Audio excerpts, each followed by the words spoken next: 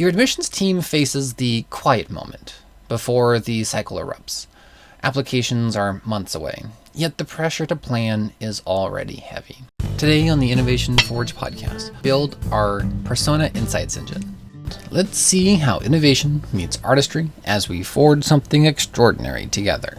You are listening to the Innovation Forge, the #1 podcast on adaptive enrollment management, exploring the data, marketing, and strategy that fuels higher education. Here's your host, David Dysart. Hello, Guilders, and welcome to another episode of the Innovation Forge. I am your host, David Dysart, and I'm thrilled you're joining me on this journey into the innovative world of higher education and adaptive enrollment management.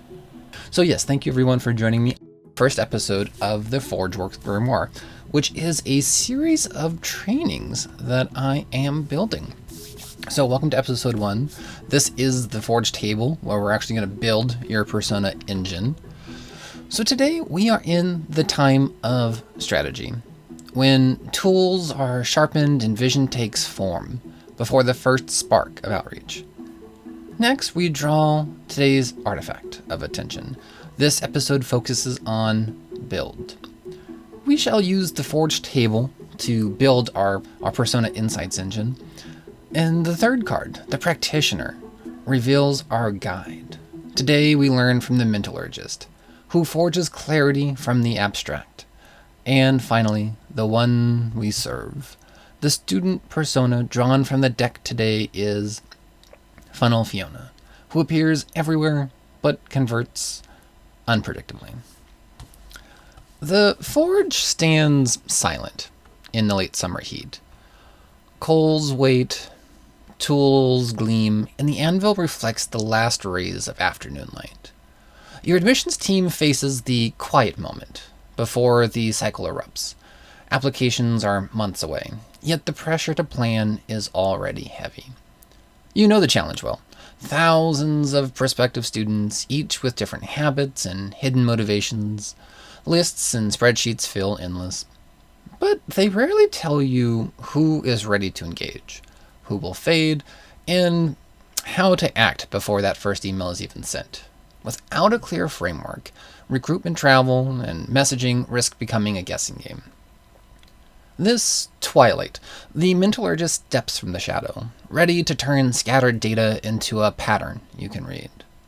At the Forge table, we will shape a Persona Insights engine, using Slate's flags, counts, distance calculations, score bands, and address coalescing. With queries and strategies as our tools, you'll learn to create the tags and filters that anchor every interaction to come. By the time the coal burns bright, you will leave with a map of your student funnel and a set of living personas you can track and refine all year. This first spark sets the entire grimoire alight, and it invites you to follow the story through the next 11 chapters. Our persona. Fiona's everywhere. A workshop in July, a webinar in October. She downloaded your viewbook twice from different IPs. But no matter how much you see her, she slips past every conversion point like smoke through a grate. Her journey is wide, but will it ever lead to a submit? Some practitioner insight from our Mentallurgist. Personas are not masks for your students. They are mirrors for your strategy. Shape them with evidence, and they will reveal where to strike the next spark.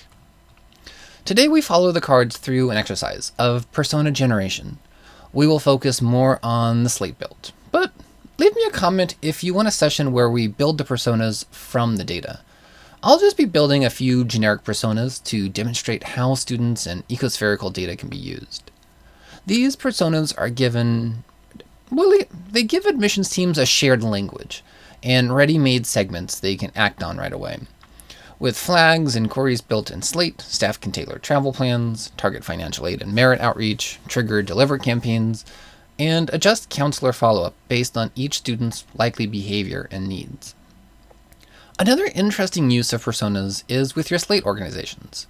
You can identify characteristics of the school, but you can also examine student behaviors to inform those personas. A school with large record volume but low conversion needs more attention given to the actual pool of students there. And a school with low record volume but high conversion can become a powerful feeder school, or even a key to similar schools. When we talk about bringing these personas to life inside Slate, there are a few different paths you can take. First, you can start simply by adding filters and exports right inside a query or build your query library. This is the quickest way to experiment and to show your team that each persona might look like in real time. Second, you might actually just decide you want to put something more permanent than a single query. For example, you can create a population or build a custom field that updates through roles so that each record carries the persona flag automatically. A rule alternative is to use an export and import process where you generate the persona flags in a query and then re-import them into Slate for long-term tracking. Today we'll keep our focus on that first step, setting up these personas directly in a query. This gives you a working model that you can test and refine before committing to a population or field. And once you're confident in the logic and the thresholds, you can decide which of the more permanent methods best fit your institution's workflows. So we're going to spin up a query here. We're going to use our type of configurable joins. A lot of the Grimoire training will focus on configurable joins. And then we're going to use the records category, and we're going to go to person. And maybe a good primer for these trainings is actually just a simple introduction to configurable joins. I'll get that up and going at some point. So we'll build our query. And this query will return one row per person. I started with one of the clean slate environments that Slate offers, which apparently has a lot of records. Makes me feel a little silly since I definitely created a spreadsheet of dummy data. But we're going to start with looking out of state Oliver. And the primary intent here is to identify those non-resident prospects who might be distance sensitive and need targeted travel and virtual touchpoints. And we'll do this to actually build an export that captures this. So we're going to add a subquery export, and we'll just say this is out of state Oliver. And we'll flip this to an existence export. So if they meet the criteria that we're going to build, we're going to say a 1 or a 0. If this was a script, you could add whatever sentence or additional details you were having here in this value if exists, because that's what's going to return in your query if you meet the filters. So for each of our personas, we are going to do a straightforward piece of Slate data, and we're also going to add an ecospherical data point. So we'll start with that Slate data right now. And we just want to see, does the state of our address, and in fact, I'm in California myself, so we'll just use California. So we're just going to join address by type and rank. We'll go with rank 1, and we'll just go with a permanent address, and we'll go California. I think when I imported my dummy data, I don't think I actually assigned a permanent versus active, but we have some matching data, so that's great. And the ecospherical data is this concept of contextual data from the student's environment. And you may be getting this through Slate itself with the American Community Survey data. You could be getting this from a vendor like Segment Analysis from College Board, not getting landscape data anymore. Or you could even generate this internally with your Slate data. Maybe you're looking at what percent of your prospective students in a certain zip code or at a certain school have a certain characteristic.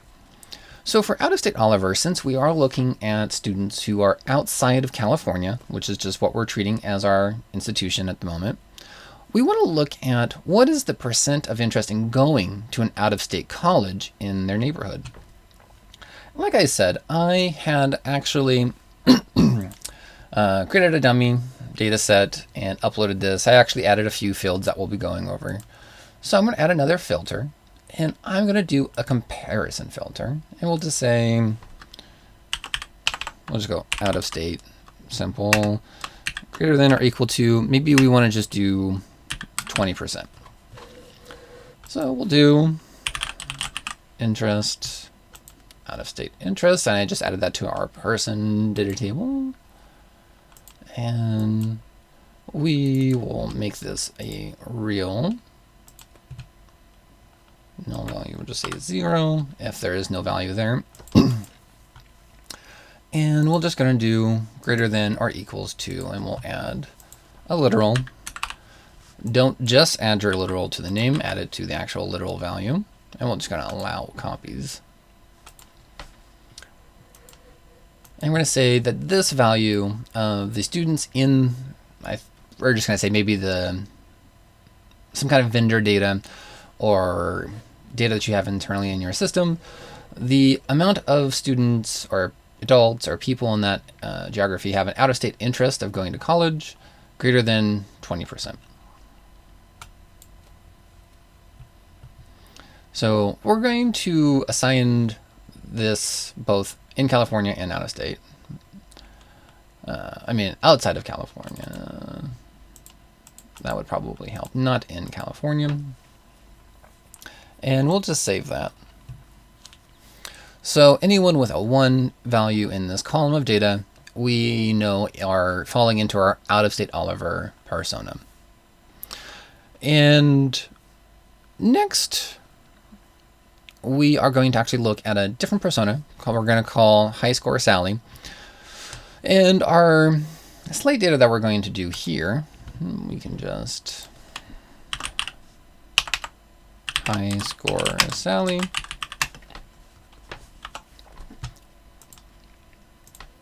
And again, I'm just going to 1 or 0. And you could also maybe, if you just wanted to have one column and you wanted to rank order these personas so they were mutually exclusive, you could just coalesce a bunch of these subquery exports and get a single value, but then you have to kind of assign a rank to each of the personas, because if they meet multiple, which one do you want them, which preference persona would you have them in?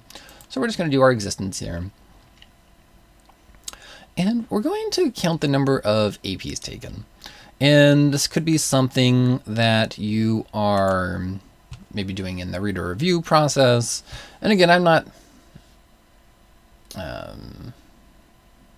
recommending any of these data points. I'm not endorsing any of these data points. This is just for an example. So we're going to actually look at the number of APs taken. And maybe this is from your reader review form. And maybe this reader review form occasionally had some non-numerical values in here. So we're also going to just look at a solution for that as well. So we're going to add a filter. And this is just going to be APs taken. And let's just do a formula.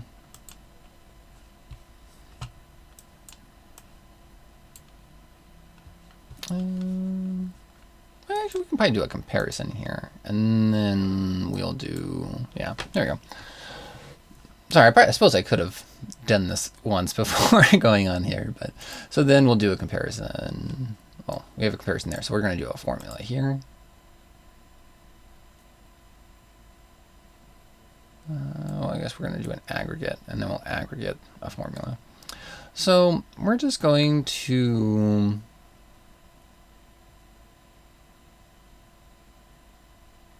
I guess we're not. This would just be the replace. So we're going to do this as a formula. So say in this APs taken field, you might have some non-numeric values in there. Maybe like a not verified or student reported, or maybe they didn't know if it was 3 or 4, so they put both those pieces of text in. So we're just going to replace all of those non-numeric data points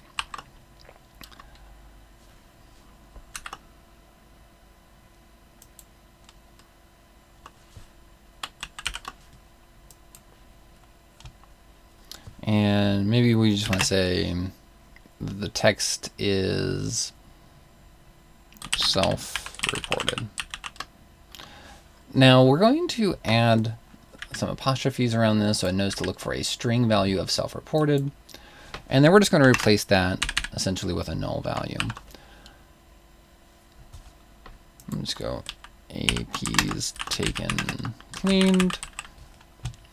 And you could stack these if you had multiple strings that you were looking to replace. Maybe you are replacing a /, or maybe you're replacing some other piece of frequently seen text here. And we can just change this to a real data value, null value. Maybe we just drop in a 0 there. So APs taken, maybe for a high academic performance persona, we just want to say that the value is 3. And maybe we have some other kind of criteria for schools that don't offer APs, or some other element to kind of balance the academics. So then maybe this is APs or GPA or some other element that allows the student to express and demonstrate their academic qualifications in this kind of persona. So perhaps the ecospherical data then here is, again, multiple criterias. And maybe we want to look at what are the percent of adults, again, in their geographic ecospherical area that just have a bachelor's degree or higher. So again, we're just going to do another comparison filter. We're just going to do percent adults at least bachelor's. And we'll just continue to add that data point. So we'll just search for bachelor's. Percent of adults with at least a bachelor's. And we can just make that a real just in case. And we'll drop a null value of 0. But perhaps we don't have data. Maybe perhaps this is data that's not necessarily on your data point. So what if, instead of just adding that straight data, we can embed this.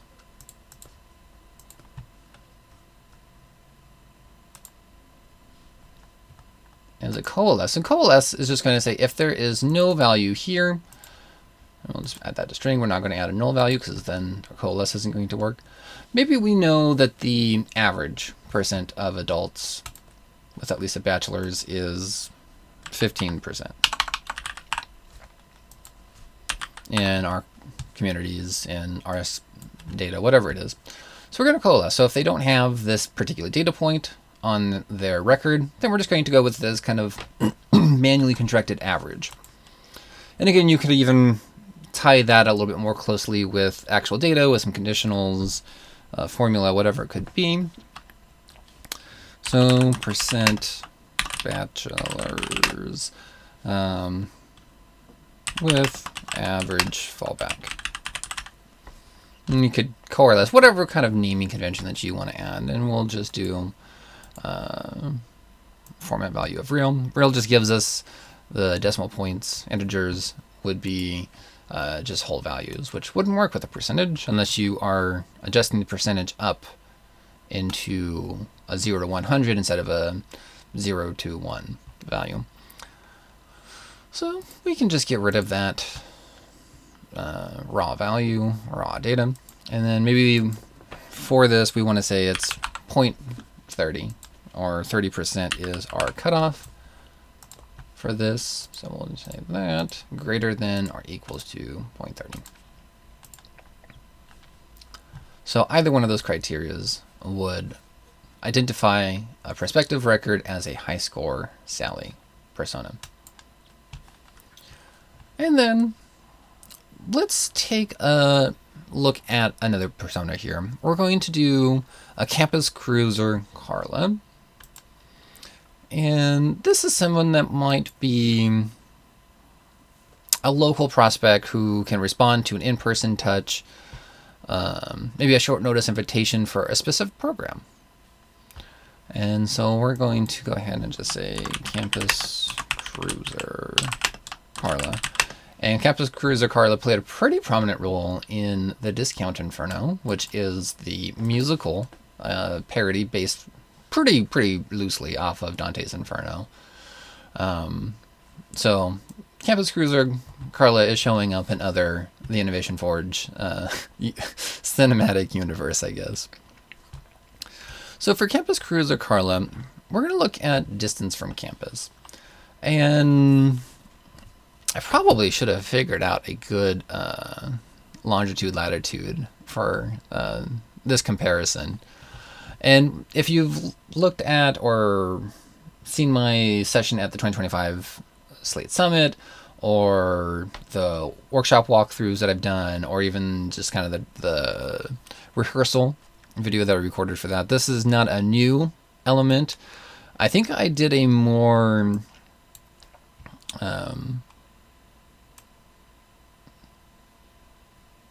basic version of it, so we're going to just do a coalesce here. And I won't take too much time doing school address, then permanent address. We'll just look at the student's permanent address to our longitude, latitude point. So we'll just do a formula here.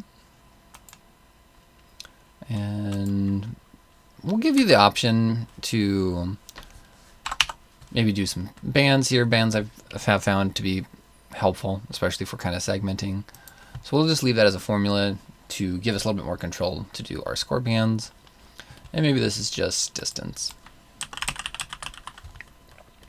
And what we're going to do, and I think we're still going to want to do I guess we can just do a null value. If we don't have a permanent address on file, then we can just have that null value be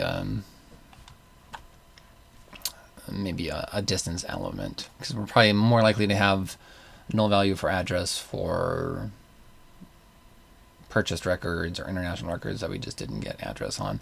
But anyways, that's kind of neither here nor there. So we'll do distance permanent address. And we could coalesce this. If they don't have a permanent address, then check their school address. If they don't have a school address, then check down into a null value. But we're just going to do proximity by latitude and longitude. And we're just going to join by that type and rank again. We'll do permanent, rank 1. So if you have 2 addresses on file, rank 2 would be that second, whether it's priority, chronologically after the check down of which address you're pulling and comparing against. And maybe we just do I don't know I don't know longitude latitudes off the top of my head, so we'll just do that. And this will check against their permanent address and how far away that is from our longitude latitude. In this, you could just search what is the longitude latitude of your institution or any other kind of important waypoint that you're doing. So this is just going to return us a value. We're going to make that real, and null value, maybe we just use that as like a 3000, kind of segment them in possibly with international students. I'll just do that distance perm. So maybe we want to see, did I add this as the actual, I did actually add those instead of as a filter. Oh my goodness. And this is why I probably should have done this before I went live on YouTube. So we're going to say distance is less than or equal to maybe 50 miles. And we'll do a comparison. And we'll just do that longitude, latitude.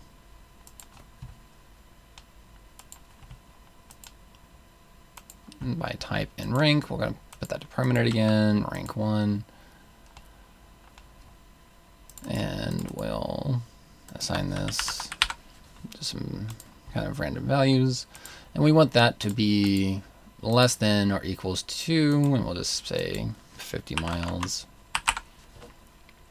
So any student within 50 miles of your institution.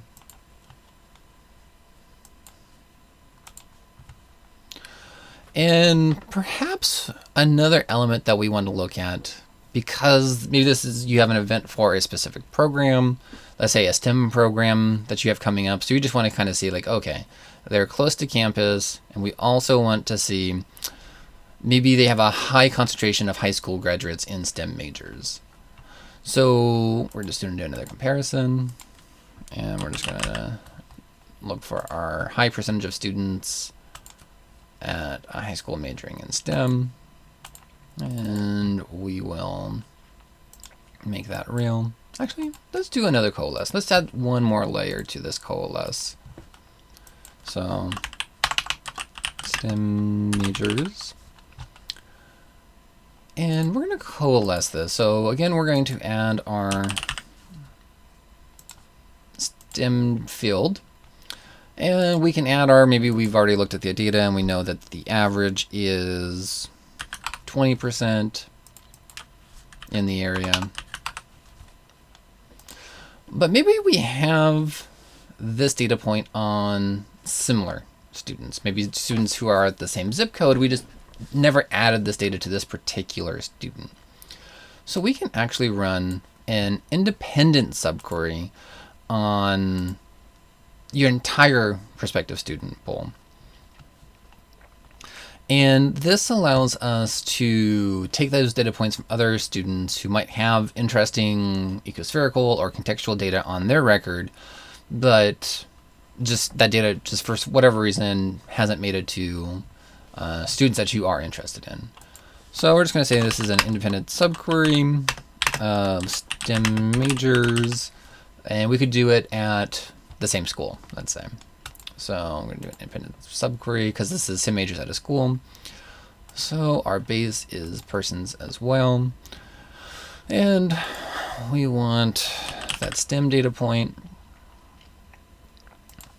And you do have, make sure that you're pulling from the correct data table.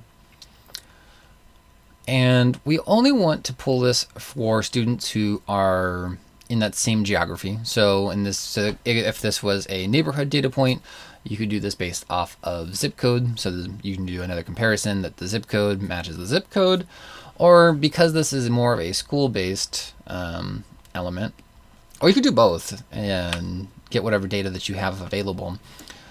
Maybe, I mean, this particular data point wouldn't necessarily be very neighborhood specific, but depending on what the data point is.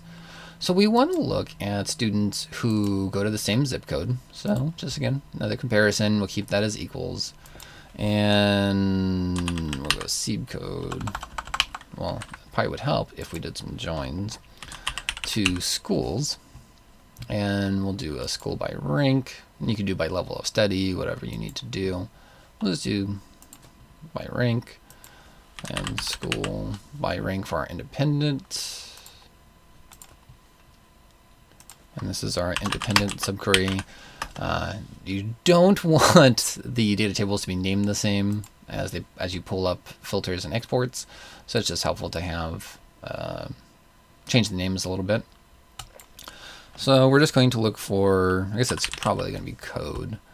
So code from our two school ones. Make sure that these match. So you're in this independent subquery that you're going to pull. You're only going to pull records that go to the same school. So we're just going to say this is a filter for same zip code, so our same school. And then we also don't want to, if again we have a mix of students who either have or don't have this data point, we want to make sure that we're only going to, and this is just going to pull that first record that's being returned. So we want someone who actually has this data. So we're just going to do exist, and we can just add our STEM, make sure we're doing that in person independent subquery again. So we're only going to pull a record if they have this data point. If not, it's not helpful to offer up this data point on a different record if they don't have the data point. So you can just say the field exists. It's a little bit more vague, reusable. If we're copying this export and using different data points. So this is an independent subquery to pull that STEM major data from another student in our data file. And we'll just make that real. Oop. And you could pull that null value of the average there. I think it's a little bit cleaner to have the different data points that you're coalescing a little bit more clearly laid out. So we're going to return this STEM major percentage. If that is not available, then we'll pull that STEM major data point from a student who goes to the same school and actually has that data point. If that's not available, then we'll just use whatever is your data specific average. And we'll just make that real. And again, you could pull that null value there, but I think it's just cleaner to have that data visually accessible, especially since you're going to have to scroll to see that null value. So we're just going to say if that STEM major's data point is greater than, let's say it's 30%. So our average is going to fall below that, so we're only going to pull students who very much so meet our criteria that do greater than or equals to is very specific for this program that you're going to be sending an email out for. So we can just say STEM greater than or equals to 30%. And we'll just do in existence. So that will be our campus Cruiser Carla persona. And we're going to do one last persona, and then we'll start wrapping things up from there. And this next one we talked about earlier, this is Funnel Fiona. We want to spot those high unconverting activity students, prospective students, so you can simplify next steps for them. This kind of helps reduce friction on your call to actions with a really program-specific CTA. So we want to look at, again, another independent subquery. And we're just going to call this Funnel Fiona. And I'll remember to do this correctly this time. And we're just going to add some filters here. So we want someone with a high engagement score. So we're just going to say high engagement score. And we'll just do engagement. We'll do engagement score. And we'll do a comparison. And maybe we just want to say it's 50. And this cutoff could be changing as you go throughout your cycle. Early in the cycle, students aren't as engaging as much, so this score could be changing throughout your cycle. So make sure that you're not just choosing an arbitrary number. And we'll say that's greater than or equal to. So we have our high engagement score. And let's say that they are... So my dummy data did come through because that is a new field that I created for this specifically. But maybe we want to say they're not an applicant yet. They're really interested in us, but we haven't crossed the hurdle yet. And we're gonna say they're an inquiry. If you have a data set that maybe they applied previous year, status isn't the best way. Maybe you want to do an existence for not exist application. Active period, whatever it could be. We're just doing inquiry for simplicity's sake. And then, again, maybe we just really want to focus on students who might be interested in our finance program. And we don't really have interest data on this particular student, so we're going to bounce to our ecospherical data. So we're going to do another independent subquery filter. And we'll do a comparison again for, should have a finance, percent of adults in finance industry. Again, this is a little bit of ecospherical data to maybe those students growing up with those expectations.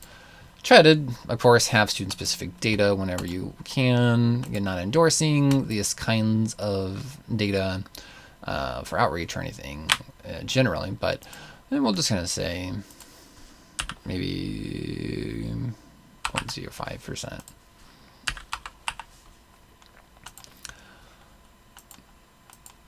And again, I would recommend pulling that independent subquery to compare against similar students who might not have the data on their record, but might have on similar students with the same zip code, or creating an average backfall there.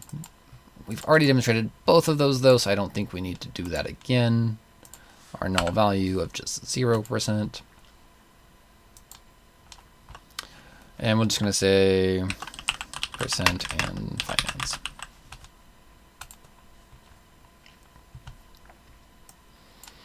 So now we're not going to just send them 10 emails a week. We're going to be much more targeted with program-specific emails for this particular student, because their activity is high, but conversion is stalling for some reason. And this could also be a good prospect for getting called or understanding some other contextual information as to why they might be stalling out, but helps the counselor give them a nudge.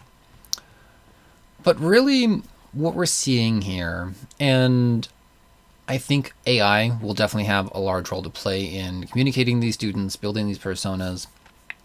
But if we simply just put this in a black box of AI and don't understand our students, don't understand, we can get much more granular than with just 4 of these, but starting to better understand the aspects of students that can help you communicate with them in a deeply personal, tailored way. I talk about this a lot with adaptive enrollment management, is being able to better understand your students. And I think this is a good exercise for you to start understanding what data is available in your Slate instance, whether that's already attached to your student, that's ecospherical data that is contextual, that the student might be influenced by, but also just a pitch. Have a short inquiry form, but also have that follow-up longer, a 2-page inquiry form. Probably do a redirect, maybe not use new features quite yet, based off of where those are at recording, to better understand why is the student going to college? Why are they interested in your institution? What is motivating them at this particular part of the cycle? And that will pay dividends in being able to connect with students in a more meaningful way. But there will also be broad swaths of your prospective student population that you don't have that data for. So this ecospherical data might, again, help you be able to target your communications a little bit more. If you're sending 10 emails a week to a student, they're not checking those 10 emails. So better understanding, okay, these are the 3 emails that we can send this month that are more likely to resonate with this persona population. And you're not flooding them with endless emails anymore. You are engaging with them in a more strategic and data-minded way that allows you to facilitate a conversation and a series of interactions that is meaningful and impactful and is more likely to move the student forward through the cycle, both at your institution and just generally in college. Because again, so many institutions are just sending those 10 emails a week, and spray and pray, we're just moving records through the funnel. And the folks who convert, the ones that don't. But I think we're very quickly seeing and realizing that that is not necessarily a strategy that is solvent and a long-term strategy that is sustainable. So as we start understanding the data in these very powerful systems like Slate and other CRMs that we have, that we can really fine-tune and understand our students in a way that allows us to build those meaningful relationships and understand them in a way that 10 emails a week is just not going to do. And as we transition to our takeaways and our runes of practice here for today, I think what we really want to do is start with these clear persona definitions. Think beyond biodemographics to include behavior, timing. Timing is such an important factor. What part of the cycle are you in? What part of the cycle are they in mentally? And what are those moments that matter around their actions? Are they applying after they do a campus visit? Did we hit a recent national milestone deadline, and now maybe they got a decision letter for ED, and now like, oh, okay, I didn't get into the dream school. Now I got to put some more applications in because I have to find a place to go to college. So understanding where the student is coming from, when they're acting from, and when they're even taking behaviors inside your own instance of Slate is valuable information that does require a lift. It does require thought and strategy around, but can be, again, one of those pieces that is worth, it's the juice worth the squeeze. As I feel like I keep hearing that in a lot of higher education podcasts. So I'm going to say it too. I'm going to be one of the cool kids. And this ecospherical data that we are able to, again, to pull into understanding the context in which our students are growing up in, and the families and environments and social structures that they might be seeing. So being able to pull that in when you don't have that first person active data, whether they've told you why they're interested or what is motivating them, and financial aid signals and all of those different elements that you have access to so much data that you can be acting in, and that can really help fuel understanding your students through these persona exercises, even if you're not building this out to deliver campaigns or call lists or contact lists. Just understand who is actually in your prospect pool, and understanding how you communicate with your prospect pool is going to shape how they see your institution. Every institution is going to say that you have great faculty and that there is a great academic and great culture on campus. So understanding who your students actually are and aren't, and communicating in a way that will resonate with them. So I think this is an excellent exercise, even if you have an AI vendor who is going to be making phone calls and can kind of start piecing together this in the background. Your people need to know. The people who are actually having the conversations with these students, who are writing the emails that aren't AI generated, or even if you're using AI to help accelerate how you are writing to these students. I think it's incredibly important to know who you're writing to be able to write to them. So an incredibly important element there. And then also using existence and formula filters to create the parameters for these persistent, easily referenced indicators that can evolve with your funnel is incredibly important. And again, allows you to scale in a way that you might not be able to otherwise. And then applying things like distance calculations. I don't think I did a distance calculation. Oh yeah, we did. It was a very simple one though. And score bands. Maybe we want to become a Funnel Fiona. It's 3 points for having high engagement score, or maybe it scales for a low engagement score is a point, medium score is 2 points. And you need to hit some kind of threshold or criteria of, okay, at 7 points you become a Funnel Fiona. So being able to use score bands, didn't really have time to get to that today, but I have other videos, the workshop walkthroughs for my Slate Summit session. Those were 2 one-hour videos where I showed feature engineering in Slate. So I used a lot of score bands and like open rates and stuff like that. And I think I even did it in the distance calculations.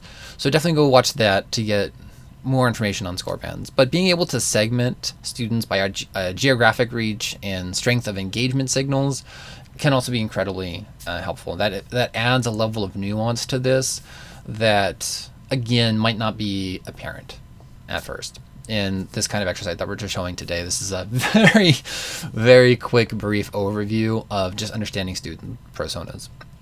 And then coalescing addresses, and just making sure that just having clean data early. And it really allows you to have a stable foundation, which prevents those downstream confusions in travel planning and communications.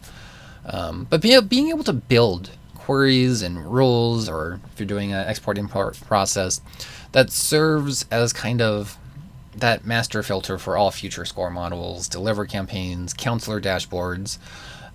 It's just such an important building block that you can incrementally build upon, that allows you to iterate, but also, again, scale and expand your work beyond just understanding your students to actually being able to take those actions on them, whether that's call lists, email campaigns, dynamic segmentation. There's so much that we can do once we start doing the work to understand our students better. And as we cycle then through to our discussion sparks. So which prospective student behaviors are the strongest factors in how you will engage with your prospective students? Is it coming to campus? Is it emailing your again, if you have Slate Inbox active and you're using that, is it those kinds of engagement metrics where the students are reaching out to you? Is it open click rates, which with automatic opens and clicks from vendors is becoming a harder and harder data element to kind of wrangle into a meaningful way. Again, did some work with that in those workshop walkthroughs previously. But how is the student able to engage with your institution in a trackable way that allows you to understand the student and also create those follow-up communications? This is just an element for you to discuss internally as a team so that you can be more actionable and mindful with the data that you have on your students. And next, how might your current travel strategy shift if we segment by engagement score or persona rather than just geography alone? And a lot of this can come into play at that organization or zip code level. So whether that's creating a thing like quorum scoring, where you are aggregating record volume, conversion metrics, engagement score by or yield scores by the students at these schools or organizations, being able to engage at those overperforming or hyperperforming organizations, or even at the zip code level of creating these kinds of segmenting scores or personas at the zip code or geo-market level. When you start looking at where your institutional success is, and again, being mindful, asterisk, being mindful of recruitment strategy and any kind of legal parameters or ethical parameters around recruitment travel and where you're planning on your travel at and all that. Again, not legal advice, but understanding where, again, using, again, those words that we might not like as a higher education industry, that return on investment, or being able to have that broadest impact on the students at these locations that we can do this recruitment travel at. And it's not just, oh yeah, we've always traveled to this geo market and done these 5 high school visits because someone 7 years ago had family members in that state. So they did recruitment travel there so they could spend a day with family. It's so easy to fall into the cycle of, oh, this is how we did it last year, and this is how we did it the year before, and that we just continue doing it. But if we take a step back, look at the data that we have access to, build the tools and the resources that can harness the data in a productive, impactful way, how is that going to change how you do your recruitment travel? If you do recruitment travel, of course. How does that affect events, whether that's in person, virtual? How does that affect how you advertise? Again, the kind of cognitive space you have with your prospective students is limited. So you might have in one of those 10 emails every week that you send an events-centric call to action, but there's going to be certain segments of your population that's not going to come to campus this week.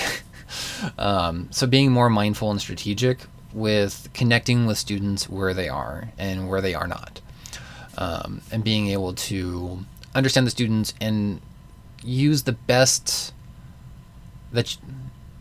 making the most out of that cognitive real estate that you have with the students, not abusing their goodwill to open and read your emails or skim them, quite frankly, and making that accessible in a way that, I mean, it could even be engagement levels. Maybe a student that is high yield likelihood and the high engagement levels might take an extra second and a half on your emails. So being able to interact with them in a more meaningful and impactful way, because you've already built that bridge. You've already established the trust that you might not have with your, as I see on the screen, when they're clean slate 105,000 prospective students. Not all 105,000 are going to give as much cognitive real estate to you for your emails, for your calls. So understanding who you can reach out to better.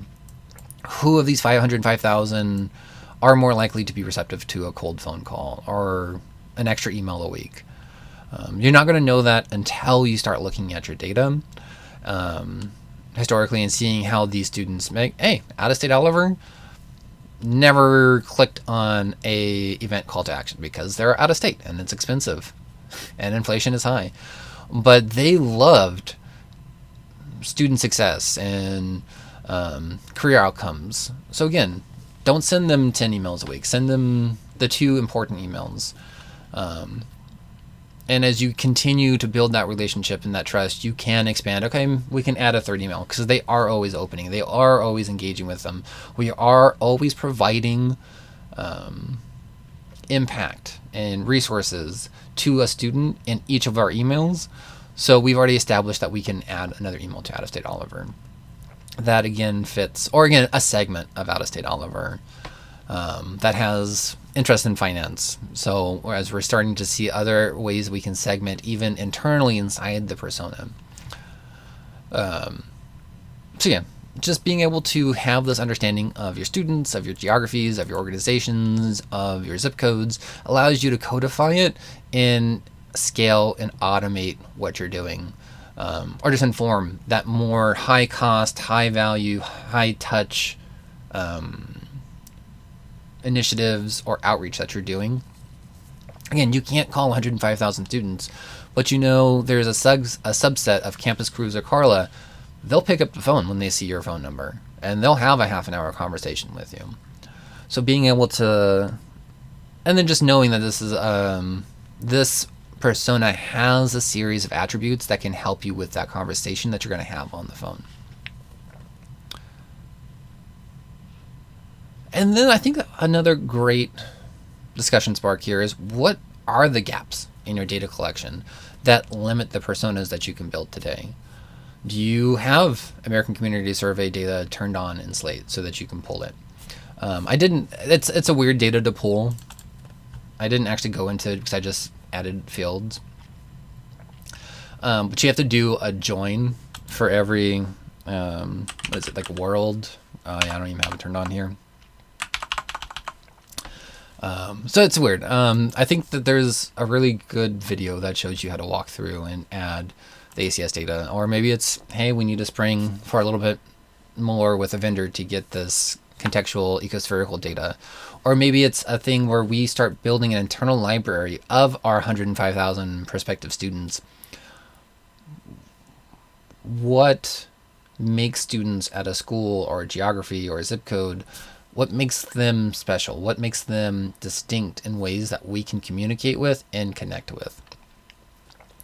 And I think that is such an important element because there are ways to do it. There is, Slate gives it access to you. Vendors give you access to it. But you can also build this in-house. If you have, again, data, Slate is not a data warehouse. Retention records, of course, retention policies are a thing. But you have data in your instance of Slate that you can internally build a library of nuanced, interesting data that can help guide these interactions and help guide your understanding of your students. It's here. It takes lift. It takes a mindset and a creativity to understand what you can do, what you can't do, and what you can tinker with and get to eventually. But you have access to the data. Maybe you need some budget to hire someone to help you with this. Maybe you need to focus less on things that are not impactful in building relationships, or again, that return on investment for the institution, but also for the student. You might be doing things that aren't helping the student and aren't helping your mission as an institution, but you could be spending a lot of time. Maybe it's, okay, we need to automate some of these other elements with the power of Slate, and then we'll use that time that we freed up to do exercises like this, where it's persona generation through students, through organizations, through zip codes, through geomarkets. And again, as you become clearer with who you're engaging with, you can be more focused. And this was an element of my book, the GPS, the guided I should know these off the top of my head. The guided prioritization strategy. I got it. I looked at the book. It's on my desk. I could flip to it real quick, but I got it. I pulled it. The guided prioritization strategy of, there are so many high cost, high touch, high cost touch, high impact things that you can be doing, but you can't do it for 105,000 prospective students. But you can do it for the students that it's actually going to move the needle for. And you don't know who it's going to move the needle for until you start understanding the data in your system. So those are our 3 discussion sparks. So what are the important data points? How are those data points going to move your strategy and your practices? But also, what can you be collecting? Whether that's an inquiry form, that in a long inquiry form, don't your first touch inquiry form, 5, 6, 7 questions. Don't make it long. Redirect it to a longer inquiry form. Have it as a randomized dynamic call to action on your emails, so students can tell you more about their interests and their motivations. Don't make that inquiry form hard for people to fill out. Get the name in your system. What do they call it when you have like a drip campaign to collect additional pieces of information one at a time? There was a great podcast I listened to that last year, I think. Again, the dangers of me just going off the top of my head. I'm getting off script. But anyways, so what is the data that you could be using? Whether you can spin it up internally, you can start collecting it, you can reach out to a vendor to add it. What is the data limitations and opportunities at your institution that can help with this process of understanding your students, understanding your geographies, understanding your schools, and bridge that gap? What's the highest priority, and start from there? What's the biggest impact for the amount of money, time, and resources that you're going to spend to get it? You might have this could move the needle 5%, but it's going to take $100,000. Well, okay, move the needle 1% for $1,000. And snowball, build, iterate, get momentum, and demonstrate at your institution that when we focus on these things, when we spend the time, the resources, the money, we make an impact, we serve the institution, we serve the student better. And more opportunities for funding will come, more recognition for the work that you're doing, the systems that you provide, and the processes that you are able to enable will continue to grow. So what are those gaps? What can you pilot? What can you say, hey, we're going to try this. If it works well, we'll add additional resources to this. What are those opportunities at your institution right now? And a Forge trial. I'm going to end every one of these Grimoire episodes with a bit of homework, a laboratory, a mini lab, whatever you want to call it. But what are 3 persona-driven segmentations, filters that you can forge in your own Slate environment? And test them against last year's inquiry poll. What were the outcomes? What were the actions your institution took that had a better or larger impact on these personas? Record what patterns you discover, and let me know in the comments how you plan on using these personas at your institution. Is it personalized drip campaigns? Is it segmentation? Is it different calls to actions that are dynamic based off of the persona? I'd love to build a community around this kind of work. So let me know in the comments what you're doing, what you're thinking about, how you're taking what we're doing today or what you're doing today and building momentum. So for a little foreshadowing of the next training, we're going to follow the Threadweaver and read the hidden stories in your student data. We followed the Mentallurgist today, starting to examine and build our persona insights engine. But I have 12 of these planned, and it was hard to get it narrowed down into a 12 sequence training series. But I'm very open to changing these as we go. What are you finding impactful? Is it this more Slate piece that you just need to know how to do this in Slate and we can talk about strategy later? Or should we pull this into, pulled this data and just pulled the raw data and started building out our personas and identifying the trends in our data that allows us to see, okay, maybe you don't have out-of-state Oliver. Maybe you're a small residential college or commuter college. So understanding how out-of-state students are engaging with your institution is not helpful. So maybe you have data at your institution that is more synergistic with High Score Sally or Funnel Fiona. So let me know. Let's craft this series together of what's going to be helpful and impactful for your institution. Because I thank you so much for spending, I think we're at about an hour now. Thank you so much for spending your time. We are all very stressed and strapped for time. So the fact that you are able to give me an hour of your time and you trust me with an hour of your time for this training and future trainings means the world to me. And I want to make sure I'm not just talking into the void in a way that's not helpful. So if you liked this format, or if you want me to tweak the format a little bit, or a lot of it, or we can just talk more about what is the strategy, and we'll talk more about a strategy of communicating to personas in the future. But yeah, I'd love to get your comment and your feedback, and we'll shape this together. That's what the Forge is for. Today you've added another page to your Forgeworks Grimoire. The tools you shaped here, both technical and the strategy, are now yours to carry back to your own Forge. Take time to complete the Forge trial, and record your reflections in your personal spellbook. Our cycle continues. When next we meet, a new practitioner will step from the shadows and another piece of the enrollment craft will be revealed.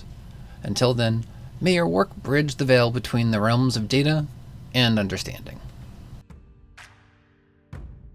If you enjoyed today's episode, please grow the guild by rating and reviewing the Innovation Forge podcast, or sharing it with a colleague who needs to hear about these creative crossovers in education. The best review or comment every month will get an ebook of my book, of course. Particularly great ones will also be featured on future episodes. Thank you so much for joining me in the workshop today. Remember to strike true, and let's forge something extraordinary together.